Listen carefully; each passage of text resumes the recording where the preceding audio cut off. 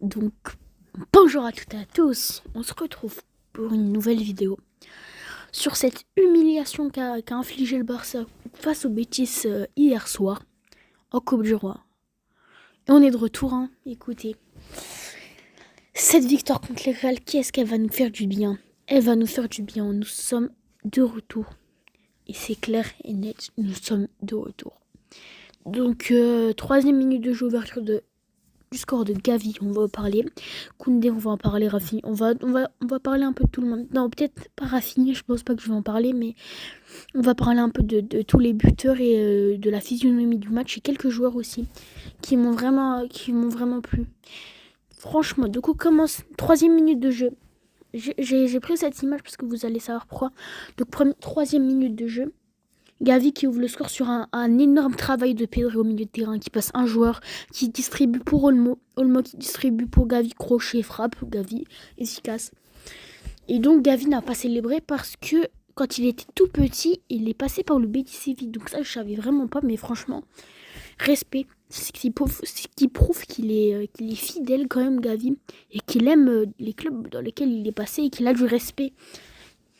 Donc franchement, vraiment un geste honorable de Gavi là. Et son but aussi, il est vraiment bon. Et ça, il est de retour, Gavi. Franchement, Gavi, il est vraiment de retour. Et je me pose la question si faudrait peut-être le jouer en 10 à la place d'Olmo. Je sais pas. Ça se débat. Mais on en parlera plus tard de toute façon. Ouais. Et d'ailleurs, dans la compo, parce que j'ai pas mis d'image pour la composition, mais dans la compo, j'ai été surpris. Ah, j'ai oublié de mettre une image, mais bon. Donc au gardien, c'était Peña. La défense, tout est parfait, sauf Martin. On va en reparler un peu plus tard. Martin, on va en reparler. Milieu de terrain, De Jong. J'étais surpris de voir De Jong titulaire, mais ça fait plaisir pour lui. Et franchement, il a fait un plutôt beau match avec Pedri. Et l'attaque aussi, une surprise, parce que Lewandowski n'est pas parti titulaire, c'est Olmo qui est parti en pointe. Donc en vrai, j'ai bien aimé le match de Olmo. Et Gavi en 10 du coup, avec Rafinha et Yamal. Enfin, un peu comme d'hab, mais juste Olmo en pointe, j'étais surpris, mais ça m'a plu en vrai. Et ensuite, on enchaîne avec ce magnifique deuxième but. Mais c'était du poulet, ce deuxième but. Qu'est-ce qu'il était beau. Donc, encore une fois, un énorme travail de Pedri au milieu de terrain qui vient chercher Yamal sur la droite. Yamal en une touche sur une passe lobée. Pour Jules Koundé, Yamal, meilleur joueur du monde actuel. Je n'ai pas peur de le dire. C'est le meilleur joueur du monde actuel, Lamine Yamal. Pour une passe pour Koundé. Et Koundé, reprise de volée pleine terrain. Que dire de plus? Mais d'où viens-tu, Koundé? D'où viens-tu? Mais qui est ce duo? J'ai l'impression de revoir Messi et Dani Alves. Donc déjà, Koundé qui est ultra fort défensivement. S'il commence en plus à être très bon offensivement, c'est peut-être le meilleur latéral droit du monde. Et je pèse mes mots. Koundé est sûrement le meilleur latéral droit du monde. Peut-être un débat avec Hakimi. Mais pour moi, il est au-dessus. Et franchement, le duo, il marche parfaitement sur le côté droit. J'ai rien d'autre à dire. Franchement, la passe de Yamal, elle est sublime. La reprise de Koundé, elle est sublime. Même le travail de Pedri, parce que je pense pas qu'il y en aura beaucoup qui vont en parler du match de Pedri aujourd'hui, mais elle est sublime. Le travail de Pedri, il est sublime aussi. Ensuite, on va enchaîner parce que à partir du début à 0, on a une pluie d'hors-jeu. Une pluie, mais littéralement. Donc... et presque la même, enfin peut-être pas la même action, mais en gros, je sais pas c'est qui, mais quelqu'un vient chercher Yamal qui la met sur le côté droit à Koundé. Koundé frappe sur la barre, poteau rentrant, exceptionnel la frappe de Koundé. Mais le but a été annulé parce que Koundé fait du 43 au lieu du 42. C'est une blague parce que... oh non, je suis désolée, c'est grave d'annuler un but pour ça. Honnêtement, c'est vraiment grave de refuser un but pour ça. Et c'est pas le seul but refusé du match, c'est ça le pire. Là, franchement, pour moi, c'est quand même abusé. Mais bon, c'est les règles. Et si ça serait arrivé contre nous et que le but il aurait été refusé, on aurait bien été content. Mais bon, c'est dommage. Du coup, avant de parler de Ferran Torres, je vais parler aussi parce qu'il y a eu un but refusé pour Yamal. Alors que là, franchement, là j'ai vraiment été surpris sur ce but-là. Parce que c'est pas la même chose que sur celui de Koundé. En gros, Yamal, il rejoue tout début de l'action, genre 5 minutes avant le but, il rejoue. Ils ont remonté toute l'action pour chercher le hors-jeu et pour annuler le but alors qu'il y a eu une dizaine de passes entre temps. Donc franchement, c'est vraiment grave l'arbitrage. J'ai l'impression qu'il fait exprès. Parce que moi je pense que maintenant ça aurait été le Real qui aurait fait une action de ce genre. Je pense pas qu'il siffle hors-jeu, hein, je le dis. Je pense pas qu'il serait allé chercher aussi loin pour refuser le but. Mais bon, c'est pas grave parce que ça n'a pas été grave au final. Du coup ensuite, ça continue, hein, le festival. On les bouffe littéralement dans tous les domaines, mais vraiment dans tous les domaines. Donc Ferran Torres, c'est le 4e but. J'ai mis le 3e but, mais je l'ai mis après parce que j'ai pas fait exprès. Ferran Torres sur une passe parfaite de De Jong. Hein. Franchement, De Jong, il a fait un bon match aujourd'hui. Une belle passe de Jong. Ferran Torres qui vient mettre une reprise de volée petit filet. Franchement, c'est fort, Ferran Torres. Franchement, Ferran Torres, je pensais que jamais dire ça. Mais je garde Ferran Torres au FC Barcelone en tant que super sub. Parce que maintenant, Ferran Torres, mais je dis bien toutes les entrées qu'il fait, il est bon. Je ne le mettrai pas titulaire, évidemment, mais pour moi, c'est un super sub, Ferran Torres. Il est vraiment bon quand il ressort du monde, donc qui continue sur ses efforts. Donc voilà. Du coup, ensuite, là, on va parler du 3e but. J'ai inversé les deux sans faire exprès, mais bon, c'est pas grave. Du coup, Rafinha, sur un énorme travail, j'ai l'action, hein, sur un énorme travail de Yamal Rafinha, qui met une reprise de volée. Le gardien le gardien du Betis, franchement, je l'ai pas capté. Mais je voulais revenir sur un truc aussi, parce que je viens de me rappeler d'un truc. Ce match, il nous a aussi appris que Gérard Martin n'a plus rien à faire au FC Barcelone. Gérard Martin n'a aucune qualité, que ce soit offensivement ou défensivement. Défensivement, toutes les actions passées de son côté. Offensivement, il gâchait toutes les actions. Donc à un moment, Flick, faut arrêter de forcer avec lui. Franchement, je vois pas ce que tu lui trouves à Martin, mais il est vraiment pas bon. Il est juste pas bon. Faut arrêter, ça arrive. Bon, on va reparler du coup du but de Rafinha sur une reprise de volée, tout ça. Alors l'action, elle part de là, ok?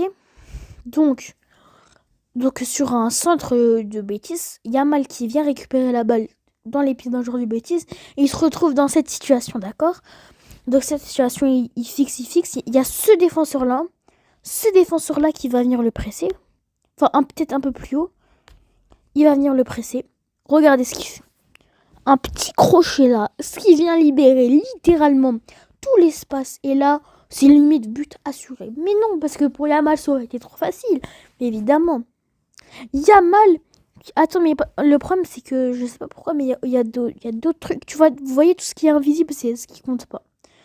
Donc Yamal qui est là, ok, ici, vient littéralement faire une passe en extérieur du pied lobé à Rafinha. Rafinha qui vient conclure en reprise de volée. Mais on vit où, Yamal? Yamal, où sommes-nous? C'est le meilleur U17 de l'histoire de tous les temps. Je ne vois pas un meilleur U17 que Yamal. Essayez-moi si vous êtes encore là dans la vidéo. Dites-moi un meilleur U17 que Lamine Yamal. J'attends. Je répondrai à vos commentaires évidemment, mais même si je doute qu'il y ait quelqu'un qui soit arrivé à ce stade de la vidéo. Donc dites-moi dans les commentaires si vous trouvez un meilleur U17 dans l'histoire que Yamal. Moi j'en trouve pas personnellement. Du coup voilà, il y avait 2-0, donc ça c'est bien le 3e but. Et c'est pas fini, hein, parce que Yamal, sur une passe de... Attendez, sur le but. Sur une passe de Fermin. D'ailleurs, Fermin, j'ai vraiment bien aimé son entrée. Fermin, j'ai kiffé là, l'entrée de Fermin. Vraiment bon dans le milieu de terrain. Sur une passe de Fermin en profondeur, Lamine Yamal qui vient fixer le gardien, qui vient frapper. Et qui met son but. Enfin, le but a été annulé pour Angers, mais après la VAR, il a été validé, heureusement. Parce que franchement, si on se fait annuler 3 buts par la VAR, c'est quand même honteux. Et Yamal qui vient mettre son but. Et instantanément, j'ai l'impression que c'était fait exprès. Il sort instantanément. Flick voulait juste attendre qu'il mette son but pour, euh, pour le sortir. Donc ça, j'ai bien aimé aussi ça. Voilà. Et la dernière personne dont je vais parler, c'est Pedri, parce que je sais qu'il y a vraiment peu de personnes qui vont parler de son match. Parce qu'il n'a pas fait de but ou il n'a pas mis une passe D ou quoi. Mais c'est le travail, on se rend pas compte de qui il est. Le travail qu'il fait au milieu de terrain, c'est exceptionnel. Franchement, il y a 2 buts qui sont à la base de lui parce qu'il fait un énorme travail au milieu.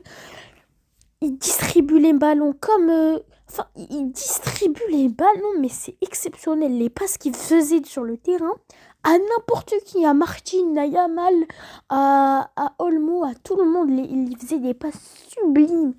Donc, faut souligner, faut souligner son niveau. Donc, c'est la fin de cette vidéo, mais avant, j'aimerais vous montrer un petit truc aussi. Attendez. Hop. Donc, j'ai pronostiqué les grands matchs de la semaine prochaine de Ligue des Champions. Donc, je vais vous montrer ça. Donc, pour moi, Monaco, Aston Villa, il y aura 2-1 pour Aston Villa sur un but de Watkins et Bailey. Donc, ça, vous pouvez retrouver ça sur TikTok si vous voulez. Donc, AminFoot YTB3. Donc, voilà, Akliouche, Watkins, Bailey. Pour Atlético Leverkusen, je prédis un 1-1 entre Alvarez, entre les deux clubs, quoi, vous m'avez compris, sur un but de Alvarez à la 68e, et je vois une égalisation dans les dernières minutes de jeu de Florian Wirtz. Pour moi, ça semble réaliste. Pour l'FC Barcelone, franchement, j'ai peut-être pas été pas assez généreux parce que, vu le match là qu'on a fait, j'aurais peut-être mis un peu plus pour le FC Barcelone, mais j'ai essayé de faire un truc un peu plus réaliste. Donc Lewandowski qui ouvre le score, avec Di Maria à la 45e qui égalise, juste avant la mi-temps. Rafinha 67e qui met le deuxième, et Ferran à la 95e sur une action de fin qui met son but. Super sub, voilà, Ferran, mentalité requin. Donc Ferran, voilà. Ensuite, Liverpool-Lille. Alors là, j'ai très peu d'espoir pour les amis lillois. Donc, manifestez-vous dans les commentaires si vous êtes là à Lille. Mais pour moi, Liverpool va vous éteindre. Honnêtement, je ne vois pas comment Lille peut gagner ce match. Real Salzbourg. Donc, oui, j'aimerais bien une défaite de Salzbourg. Enfin, une défaite du Real. Ça me semble très peu probable, même si le Real sont en mauvaise forme, tout ça, ça me semble très peu probable qu'ils perdent contre Salzbourg à domicile en plus. Donc j'ai mis pas un gros score, parce que le Real généralement il joue mal mais il gagne. J'ai mis un but de Valverde sur une frappe lointaine sûrement, et un but de Rodrigo. Bayern Feyenoord. Alors j'ai oublié de mettre le but pour Feyenoord, mais c'est Adjo Moussa à la 38e, j'ai dû mettre, puis j'ai oublié de le mettre. Et je vois un triplé de Kane, Sané, Musiala et Kimmich. Donc pour moi, franchement, il n'y a presque aucun débat sur ce match. Pour moi, le Bayern est largement favori contre Feyenoord. Et maintenant, le match le plus attendu de la semaine prochaine, évidemment, Paris City, il va être essentiel, ce match, pour la suite des deux parcours en soi, même si un peu plus pour le PSG quand même. Donc moi, je vois une ouverture de score de Vitinha avant la mi-temps, avec une égalisation de Savigno qui est en feu en ce moment avec City. Une égalisation de Savigno. Dembélé à la 80e minute pour mettre le deuxième but parisien. Et Phil Foden qui vient climatiser le Paris des Princes à la dernière minute de jeu, à la 93e. C'est ce que je vois personnellement. Et c'est ce que j'espère un peu aussi. J'aimerais que Paris ne gagne pas. J'aimerais bien que Paris soit éliminé, comme le Real soit éliminé. Mais bon, le Real, je crois, il joue encore Salzbourg. Enfin, il joue Salzbourg, du coup, oui. Et une autre petite équipe. Donc, j'ai très peu d'espoir. Du coup, c'est la fin de cette vidéo. J'espère qu'elle vous aura plu. N'hésitez pas à la liker, à vous abonner. Et ciao!